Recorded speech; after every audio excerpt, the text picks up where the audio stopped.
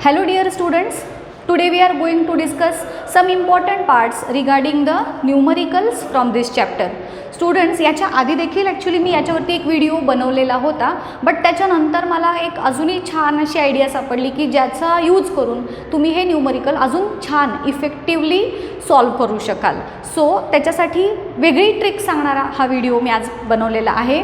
इथे सेम आपण घेतलेले आहेत की सम एंटिटीज आहेत, त्याचे फॉर्म्युली आणि त्याचे युनिट्स आपल्याला फाइंड आउट करायचे आहेत. ओके, बट हिअर युनिट्स मी तुम्हाला देत नाही आहे किंवा दिलेले नाही आहेत, ते युनिट्स तुम्हाला तयार करायचे. आता तयार कसे करायचे, तर फॉर्म्युलाचा यूज करून आपण युनिट्स कसे तयार करता येतील की जेणेकरून तुम्हाला फक्त फॉर्म्युला जरी लक्षात राहिला तरी त्या फॉर्म्युल्याचा यूज करून युनिट आपोआप तुम्हाला तयार करता येऊ शकतात. आणि हे सांगण्यासाठी म्हणून हा स्पेशल असा वेगळा व्हिडिओ मी आज बनवलेला आहे. सो पहिलं जे आपली एंटिटी आहे ती आहे स्पीड. ज्याचं फॉर्म्युला आहे डिस्टन्स अपॉन टाईम. कमीत कमी वेळेमध्ये आपण जास्तीत जास्त अंतर जेव्हा काढत असतो, कव्हर करतो, तेव्हा त्या ऑब्जेक्टचं स्पीड जास्त आहे असं आपण म्हणतो. सो स्पीडचा फॉर्म्युला आहे डिस्टन्स अपॉन टाईम. आणि याचे युनिट्स लिहिताना डिस्टन्स आणि टाईम या दोघांचे SI आणि CGS युनिट्स आपल्याला पहिल्यांदा शोधायचे असतील. आता डिस्टन्स आपण कशामध्ये मेजर करतो रे, की डिस्टन्सचं युनिट काय सांगतो, इथून इथंपर्यंतचा डिस्टन्स मीटर, किलोमीटर, बरोबर की नाही. सो इथे स्पीडचा जो आपला युनिट सांगताना आपण SI युनिट जे सांगतो ते आहे डिस्टन्सचं SI युनिट पहिल्यांदा घ्यायचं आपण मीटरमध्ये. आणि टाईमचं तर तुम्हाला माहिती आहे second. So metre upon second, म्हणून स्पीडचं SI युनिट आलं मीटर अपॉन सेकंद म्हणजेच मीटर पर सेकंद. आता तसंच CGS युनिट जेव्हा आपल्याला डिसाईड करायचं आहे, डिस्टन्सचं CGS युनिट आहे सेंटीमीटर आणि टाईमचं CGS युनिट आपण सेकंदच घेतो आणि म्हणून स्पीडचं CGS युनिट झालं सेंटीमीटर अपॉन सेकंद किंवा सेंटीमीटर पर सेकंद. हे ॲव्हरेज स्पीडसाठी पण तेच. ह्याच्या आधी बघा मी तुम्हाला सांगितलेलं होतं, नुसता स्पीड जेव्हा तुम्हाला कॅल्क्युलेट करायचा असतो तेव्हा तुम्ही डिस्टन्स अपॉन टाईम हा फॉर्म्युला यूज करणार. बट जेव्हा तुम्हाला एक न्यूमरिकलमध्ये स्पेसिफिकली असं विचारलं जातं की what is the average speed, average speed जेव्हा तुम्हाला विचारला जाईल तर तिथे तुम्ही हा फॉर्म्युला नाही लिहायचा आहे. तो बरोबर आहे, चुकीचा आहे असं नाही, बट स्पेसिफिकली आपण जेव्हा आन्सर लिहितो, सायन्समध्ये आपल्याला स्पेसिफिक आन्सर्स लिहिण्याला जास्त महत्त्व असतं. आणि म्हणून जेव्हा ॲव्हरेज स्पीड विचारतील तेव्हा total distance upon total time हा फॉर्म्युला यूज करणार. नुसता स्पीड विचारला की distance upon time, average speed विचारला की total distance upon total time. हा फरक लक्षात आला. आता नेक्स्ट आहे व्हेलॉसिटी. व्हेलॉसिटीचा फॉर्म्युला आहे डिस्प्लेसमेंट अपॉन टाईम. ॲक्च्युली स्पीडसाठी पण आपण V हा सिम्बॉल यूज करू शकतो, व्हेलॉसिटीसाठी देखील आपण V हा सिम्बॉलच यूज करतो आहे. आणि व्हेलॉसिटी आणि स्पीड ह्या दोघांचे SI आणि CGS युनिट्स हे सेमच आहेत, that is metre per second, इथे सेंटीमीटर पर सेकंद. म्हणजेच स्पीडचा फॉर्म्युला तुमच्या लक्षात आला, स्पीडचं युनिट लक्षात आलं की सेम युनिट्स तुम्ही व्हेलॉसिटीचे देखील लिहिणार आहात. आता ॲक्सलरेशन. नेक्स्ट आहे ॲक्सलरेशन. याचा सिम्बॉल आहे आपण A ह्या सिम्बॉलने इंडिकेट करतो. ॲक्सलरेशनचा फॉर्म्युला आहे change in velocity upon time, म्हणजेच फायनल व्हेलॉसिटी ज्याला आपण V म्हणतो, मायनस इनिशियल व्हेलॉसिटी ज्याला आपण U म्हणतो, अपॉन टाईम कॅल्क्युलेट केलं की आपल्याला ॲक्सलरेशनचा व्हॅल्यू जी आहे ती मिळते. आता बघा स्टुडंट्स, ॲक्सलरेशनचा फॉर्म्युलावरून आपल्याला त्याचं युनिट तयार करायचं आहे. ॲक्सलरेशन म्हणजे काय आहे, ॲक्च्युली चेंज इन व्हेलॉसिटी म्हणजेच व्हेलॉसिटी अपॉन टाईम. मग आता व्हेलॉसिटीचा फॉर्म्युला काय आहे आपला की व्हेलॉसिटीचं युनिट काय आहे, मीटर अपॉन सेकंद. म्हणून इथं बघा ॲक्सलरेशनचा कसा फॉर्म्युला तयार होतो आहे, मीटर अपॉन सेकंद म्हणजे व्हेलॉसिटी आहे आणि अपॉन टाईम म्हणजे परत टाईमचं पण SI युनिट सेकंद, म्हणून metre upon second into second म्हणजे सेकंड स्क्वेअर झाला. आणि म्हणूनच ॲक्सलरेशनचं SI युनिट तयार झालं metre per second square. Second square का आलं लक्षात आलं की नाही, व्हेलॉसिटी आहे मीटर अपॉन सेकंद आणि हे टाईम, म्हणून 2 सेकंद इंटू सेकंद म्हणून second square. In the same way CGS unit पण आपलं होईल सेंटीमीटर पर सेकंड स्क्वेअर. बघा इझी आहे की नाही लक्षात ठेवायला. फॉर्म्युला जेव्हा तुमच्या लक्षात आला की तुम्हाला युनिट्स त्याच्यावरून तयार करता हे येतात, हे जास्त अजून इझी राहील तुम्हाला लक्षात ठेवायला, म्हणून ह्या पद्धतीनं सांगते. आता नेक्स्ट आहे फोर्स. फोर्सचा आपण दोन प्रकारे फॉर्म्युला लिहू शकतो, that is F is equal to MA. अर्थातच गिव्हन काय दिलेलं असतं न्यूमरिकलमध्ये ते शोधायचं आहे आपल्याला, आणि त्या गिव्हनवरून ठरवायचं आपण कोणता फॉर्म्युला यूज करणार. जर आपल्याला ॲक्सेलरेशन आणि मास दिलेला असेल तर आपण F is equal to MA करणार. जर व्हिलॉसिटी, टाईम असे काही एंटिटीज दिल्या असतील तर आपण हा फॉर्म्युला यूज करायचा. जसं गिव्हन असेल त्याच्यावरून आपण डिसाईड करायचं की कोणता फॉर्म्युला यूज करणार आहे. फोर्सचं SI युनिट आहे न्यूटन आणि CGS युनिट आहे डाईन. हे थोडं वेगळं आहे. आता मोमेंटम हा लास्ट एक एंटिटी राहिली जी आपण P ह्या लेटरनं इंडिकेट करतो, कॅपिटल P. त्याचा फॉर्म्युला आहे P is equal to M into V, म्हणजेच मास इंटू व्हिलॉसिटी. आता परत फॉर्म्युलावरून युनिट तयार करायचे आहेत. मास किलोग्रॅम, म्हणून मासचं SI युनिट मी लिहिलं इथं किलोग्रॅम. व्हिलॉसिटीचं SI युनिट आहे मीटर पर सेकंड, म्हणून kilogram into metre per second. हे झालं मोमेंटमचं SI युनिट. मासचं CGS युनिट आहे ग्रॅम. व्हिलॉसिटीचं CGS युनिट आहे सेंटीमीटर पर सेकंड, आणि म्हणून मोमेंटमचं CGS युनिट झालं ग्रॅम इंटू सेंटीमीटर पर सेकंड. ह्या पद्धतीनं तुम्ही फॉर्म्युलावरून युनिट्स तयार करू शकता. याच्यामध्ये अजून एक फॉर्म्युला आपल्याला लागणार आहे. नुसताच फॉर्म्युला आहे जो आपण लॉ ऑफ कॉन्झर्वेशन ऑफ मोमेंटमसाठी यूज करतो, that is total initial momentum is equal to total final momentum. तो फॉर्म्युला इथे आपल्याला ह्या न्यूमरिकलमध्ये यूज करायचा आहेच. सो तो एक फॉर्म्युला वेगळा लक्षात ठेवायचा. हे झाले आपल्या ह्या चॅप्टरमध्ये असणारे मॅक्सिमम एंटिटीज, त्याचे फॉर्म्युली आणि त्याचे युनिट्स. याच्या बाहेर शक्यतो तुम्हाला काही विचारलं जात नाही. एवढं तुम्ही आता ह्या ट्रिकचा यूज करून तुम्हाला अजून सोपं झालं की नाही लक्षात ठेवायला. सो ह्या पद्धतीनं तुम्ही ह्या गोष्टी लक्षात ठेवायच्या आहेत. आता बघूयात हे न्यूमरिकल. हमखास तुम्हाला 3 मार्क्ससाठी किंवा 5 मार्क्ससाठी हे न्यूमरिकल विचारलं जातं बघा. आणि ॲक्च्युली खूप इझी आहे हे, बट न्यूमरिकल बघितल्यानंतरच बऱ्याच मुलांना असं प्रश्न पडतो की कसं सॉल्व करायचं, काय करायचं. म्हणून मी नेहमी तुम्हाला सांगते की कोणतंही न्यूमरिकल आधी वाचून घ्यायचं, त्यात काय दिलं आहे ते शोधायचं. मग आपल्याला फॉर्म्युली माहिती असतात. मग पहिल्यांदा कोणतंही न्यूमरिकल जर तुम्हाला कॉन्फिडंटली सोडवायचं असेल ना, तर त्याच्यातले गिव्हन तुम्ही आधी शोधून काढायचं, काय काय सांगितलं आहे ते. सो शोधूयात. आता इथं काय दिलं आहे, एक बुलेट आहे, तिचं मास दिलं आहे 10 ग्रॅम, तिचं स्पीड किंवा व्हिलॉसिटी दिली आहे 1.5 मीटर पर सेकंड. ती एका थिक वुडन प्लँकमध्ये पेनिट्रेट करते. एक बंदुकीची गोळी आहे, बंदुकीची गोळी झाडल्यानंतर समोर एक वुडन प्लँक आहे, लाकडी एखादी मोठी ऑब्जेक्ट, तर त्याच्यामध्ये जाऊन ती अडकते. आता त्या वुडन प्लँकचं मास आहे 90 ग्रॅम. तो प्लँक इनिशियली रेस्टवरती होती. सपोज हे माझ्याकडे वुडन प्लँक आहे, ह्याच्यात मी बंदुकीची गोळी झाडली. आधी ही बंदुकीची गोळी झाडण्याच्या आधी ही प्लँक स्टेडी होती. ती बंदुकीच्या गोळीमुळं काय झालं, त्या प्लँकला पण मूवमेंट आली आणि त्या दोघांची जी काही मूवमेंट झाली एका स्पेसिफिक व्हिलॉसिटीनं ते मूव्ह झाले. सो हे डोळ्यासमोर तुमच्या आलं पाहिजे. न्यूमरिकल वाचून झाल्यानंतर तुमच्या डोळ्यासमोर ती प्रोसेस जी आहे ती एकदा लक्षात आली की मग पुढं आपल्याला एक स्टेप वाईज हे कसं सॉल्व करायचं हे डोक्यात येत जातं. आता हे सगळं झालं आहे. आता ह्याला आपल्याला प्रॉपर सायंटिफिक मॅनरमध्ये मांडून घ्यायचं आहे. कोणत्या फॉर्मॅटमध्ये, तर आपल्या नेहमीच्याच फॉर्मॅटमध्ये. पहिला आपण गिव्हन फाइंड आउट किंवा गिव्हन जे सांगितलेलं आहे ते शोधून काढूया.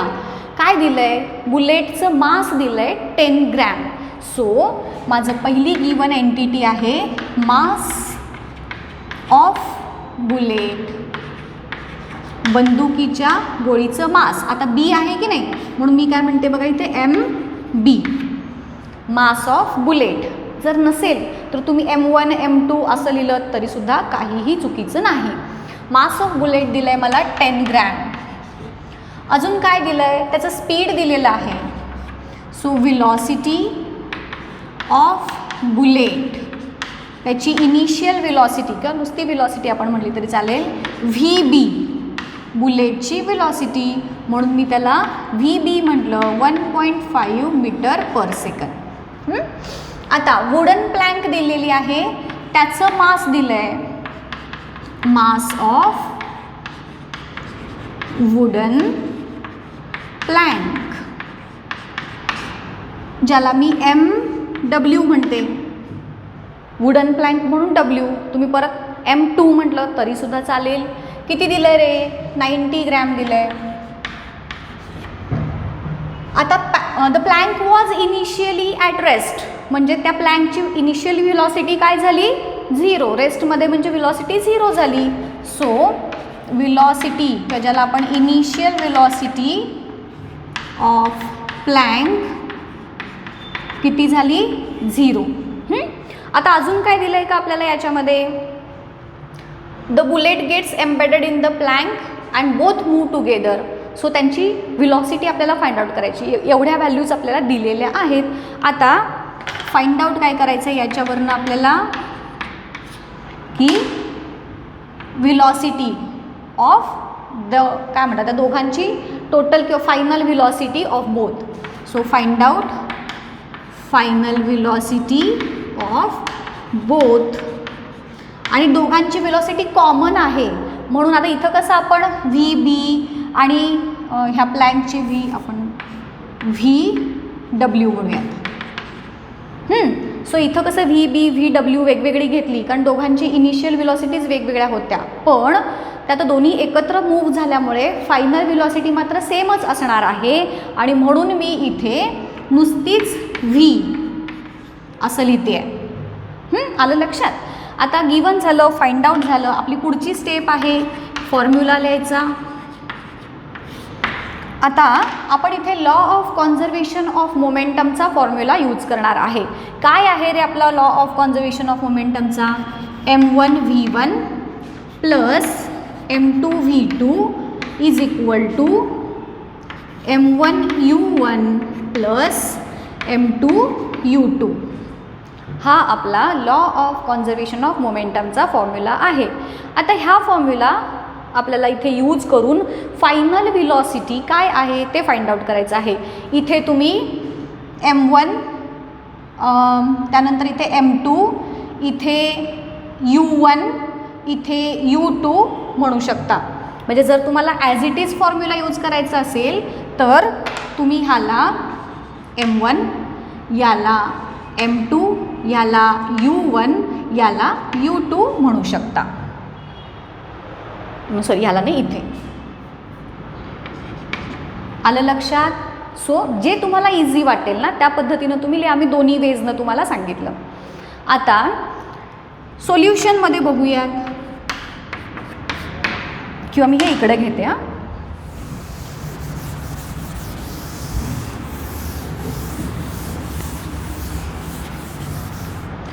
सगळ्यात आधी सोल्युशन करताना, सॉल्व करताना सगळे जे व्हॅल्यूज आहेत ते सेम युनिटमध्ये आहेत का ते चेक करायचं आहे आपल्याला. SI तर SI, CGS तर CGS. तर इथे बघितल्यानंतर तुमच्या लक्षात येईल की हे CGS युनिट आहेत, हे SI युनिट आहेत. म्हणजे हे युनिट्स आपल्याला सेम युनिट्स किंवा सेम फॉर्मॅटमध्ये कन्वर्ट करून घ्यावे लागतील. सो आपण SI युनिटमध्ये सगळ्या व्हॅल्यूज ह्या कन्वर्ट करून घेऊया. आता मास दिलं आहे ग्रॅममध्ये, ग्रॅमचं कन्वर्जन आपल्याला किलोग्रॅममध्ये करायचं आहे.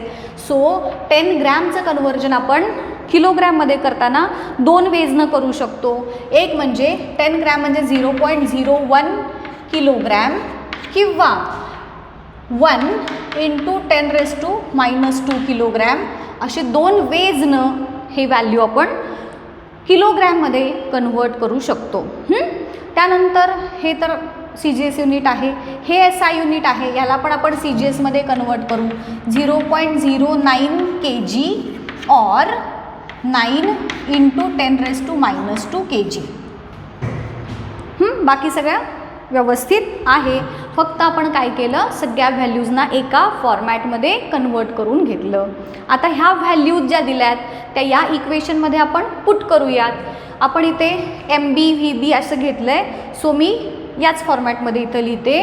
आता इथं काय येईल बघा, MB बुलेटचं मास इंटू VB बुलेटची velocity plus mass of wooden plank into velocity of wooden plank is equal to, दोघांची फायनल व्हेलॉसिटी सेम आहे म्हणून इथे मी काय म्हणणार, फक्त mass of bullet plus mass of wooden plank into final velocity. याच्याऐवजी तुम्ही जर इथे U1 M1 असं घातलं तर त्या पद्धतीनं तुम्ही इथे करू शकता, चेंजेस काही फरक पडत नाही. फक्त इथे V1 आणि V2 असं न लिहिता एकच कॉमन V धरायचा आणि इथे मात्र U1साठी तुम्ही ही व्हॅल्यू घ्या आणि U2साठी 0 व्हॅल्यू घ्या आणि इथे V1 V2 न घेता एकच V घ्या, जर ह्या पद्धतीनं सॉल्व करणार असाल तर. आता इथे व्हॅल्यूज पुट करूयात. मास ऑफ बुलेट किती आहे आपला, हां आता इथे मी ह्या फॉर्मॅटमध्ये व्हॅल्यू यूज करणार आहे कारण कॅल्क्युलेशन करायला ते नंतर आपल्याला इझी पडतं. कन्फ्युजन नंतर होणार नाही. का होणार नाही ते तुम्हाला सॉल्व करताना लक्षात येईल. So me mass of bullet जे आहे 1 × 10⁻² ही व्हॅल्यू घेतली into velocity, initial velocity of bullet काय आहे 1.5 plus mass of wooden plank किती दिलेला आहे 9 × 10⁻² इंटू त्याची व्हेलॉसिटी आहे 0 इज इक्वल टू, परत मास of bullet 1 × 10⁻² plus mass of wooden plank 9 × 10⁻² into V. ह्या सगळ्या व्हॅल्यूज मी ह्या इक्वेशनमध्ये पुट केल्या 1 बाय 1. आता हे सॉल्व करत जाऊयात. इथे काय येईल, हे 9 हे सगळ्या इंटू 0 आहे म्हणजे ही व्हॅल्यू 0 आली, म्हणजे मला इथं काय मिळालं बघा 1.5 × 10⁻².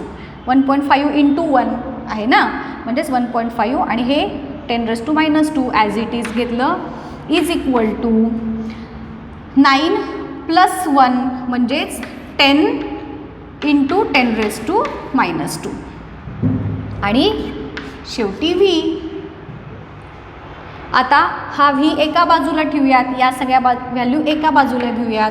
1.5 × 10⁻² upon 10 × 10⁻² is equal to V. आता लक्षात आलं असेल तुम्हाला, हे कॅन्सल करायला इझी पडतं आहे ना आपल्याला. तेच जर तुम्ही 0.01 अपॉन 0.09 असं घेतलं असतं तरी ते इझी पडलं असतं, म्हणजे तेही काही खूप अवघड नव्हतंच, बट हे अजूनही कम्पॅरेटिव्हली इझियर जातं म्हणून मी ह्या पद्धतीनं ही व्हॅल्यू यूज केली. आता काय होईल, ह्या दोन्ही व्हॅल्यूज कॅन्सल होतील.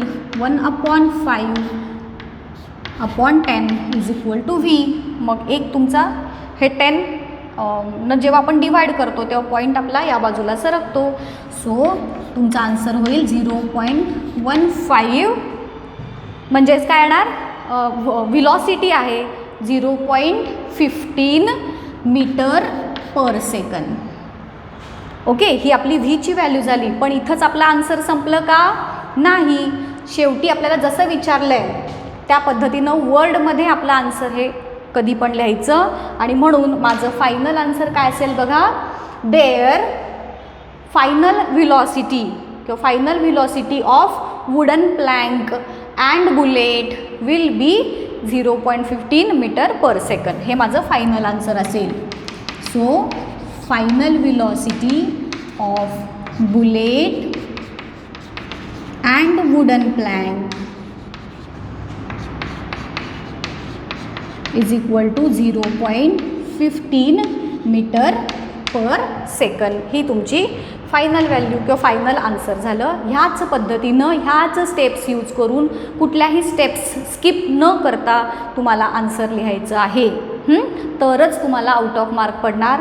बरेच जण तुम्ही डायरेक्ट सोल्युशन लिहिता, सगळं बरोबर असतं, पण मग तिथे तुमचे मार्क्स हे जातात. युनिट विसरू नका. सगळं आन्सर लिहिलं पण युनिट विसरलं, मार्क गेले.